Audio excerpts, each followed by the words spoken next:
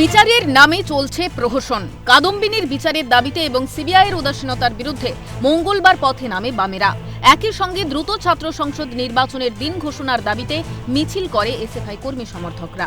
মধ্যমগ্রামের Vivekananda college হয়ে Barasat government college মিছিল পৌঁছতেই ধুন্ধুমার পরিস্থিতি সামাল দিতে ঘটনাস্থলে পৌঁছলে জখম হন এক পুলিশ আধিকারিক। এসএফআইয়ের পতাকা ছিঁড়ে দেওয়ার অভিযোগ তৃণমূলের বিরুদ্ধে। অন্যদিকে পুলিশকে মারের অভিযোগ ওঠে তৃণমূলের বিরুদ্ধেই। অভিযোগ অস্বীকার করে এসএফআইয়ের বিরুদ্ধে পাল্টা হামলার অভিযোগ তৃণমূলের। ছাত্রছাত্রীরা আমাদের মিছিল দেখছে, কিন্তু এখানে যারা দুষ্কৃতী বহিরাগত, যারা কলেজের শান্তি নষ্ট করেছে, কলেজটাকে কাটমানির আখড়ায় পরিণত করেছে, তারা এখানে দাঁড়িয়ে আমাদের পতাকা ছিঁড়ে দিয়েছে। আমরা তাও আমাদের কমরেডদের সংযোগ লাঠি ভেতর থেকে মারা হয়নি, আমরা আমাদের পতাকা দেখাচ্ছি শান্তিপূর্ণভাবে। ওরা লাঠি নিয়ে এসছে, ওরা ভেতরে ইট মেরেছে, কলেজের ভেতরে কলেজের বোর্ড ভাঙার চেষ্টা করেছে। ওদের কাজ এই সংস্কৃতিকে নষ্ট করা। জানা যাচ্ছে মঙ্গলবার দুপুর 12টা নাগাদ মধ্যমগ্রাম চৌমাথা থেকে শুরু হয় মিছিল। মধ্যমগ্রামের বিবেকানন্দ কলেজের গেটের বাইরে বিক্ষোভ দেখায় এসএফআই কর্মী সমর্থকরা। সেই সময় ভেতর থেকে তৃণমূল কংগ্রেসের পতাকা তুলে ধরা হয়। সেখানে পরিস্থিতি স্বাভাবিক থাকলেও বারাসাত কলেজের সামনে মিছিল পৌঁছতেই উত্তপ্ত হয়ে ওঠে পরিস্থিতি। স্লোগান পাল্টা স্লোগানে কার্যত ধুন্ধুমার পরিস্থিতি তৈরি হয়। দুই পক্ষের মধ্যে শুরু হয় বচসা, পরে তা গড়ায় হাতাহাতিতে। যুযুধান তৃণমূল ছাত্র পরিষদ ও এসএফআই। সংঘর্ষের মাঝে পড়ে মুখ ফাটে এক পুলিশ কর্মীর। ঘটনার প্রতিবাদে বারাসাত আইকর মোড়ে রাস্তা অবরোধ করে টায়ার জ্বালিয়ে বিক্ষোভ দেখায় এসএফআই সমর্থকরা। আগামী দিনে ছাত্র সংসদ নির্বাচন হলে নিশ্চিহ্ন হয়ে যাবে তৃণমূল।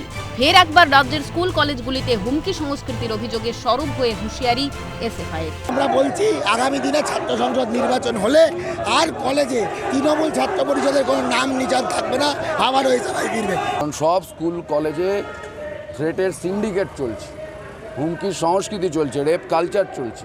এই ইউনিয়নগুলোই, অবৈধ ইউনিয়নগুলো যেগুলো থাকার কোনো কারণ নেই, তারাই হচ্ছে আরজি করের মতো সমস্ত স্কুল কলেজে এই থ্রেট সিন্ডিকেটের ধারক বাহক। আমাদের দাবি হচ্ছে এই ইউনিয়নগুলো ভেঙে দিতে হবে, আমরা বলে এলাম ডিএম অফিসে।